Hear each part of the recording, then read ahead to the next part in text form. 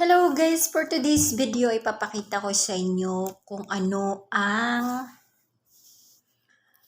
um anong tawag dito, yung mga benepisyo ng tabako. Ito ay tabako siya guys na ginagawang crispy. Tapos ano to siya, nung kapanahunan ko nung bata pa ako, yung lolo ko, nginunguya lang niya to. Hinuhugasan tapos nginunguya. Kasi ito ay pag inuubo ka, sobrang pait niya kasi to guys, tsaka maanghang. Tapos, pag ninunguya mo siya, malalasahan mo yung pait.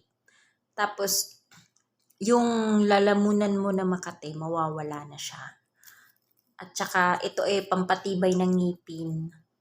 Pag ito ay ginamit mo, kahit ninunguya mo lang siya, titibay ang ngipin mo. Yung iba, ginaganyan lang nilang. Dahil ito ay pampaputi rin ng ngipin. Pero ako, hindi ako nangangain nito kasi, tsaka hindi rin ako gumagamit nito. Sobrang pait kasi guys.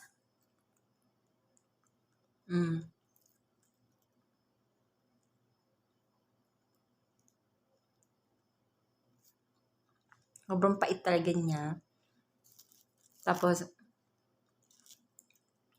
maano siya yung dumidikit talaga sa dila yung konti lang yung tinikim ko pero lasap na lasap ko yung pait na sobrang pait.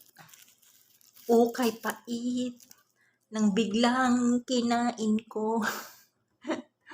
Ayan. So, yun lang guys ang ating vlog for today. Kung paano gamitin ang tabako at ano ang mga benepisyong makukuha niya kapag ikaw ay gumamit ng tabako. Thank you for watching guys. Please follow my page, Messy Miles Channel, at ang aking YouTube account, Messy Miles. Sa lahat ng aking account na Messy Miles, pa-subscribe niyo po ako at pa-follow na rin sa aking Facebook. Thank you for watching. Bye-bye!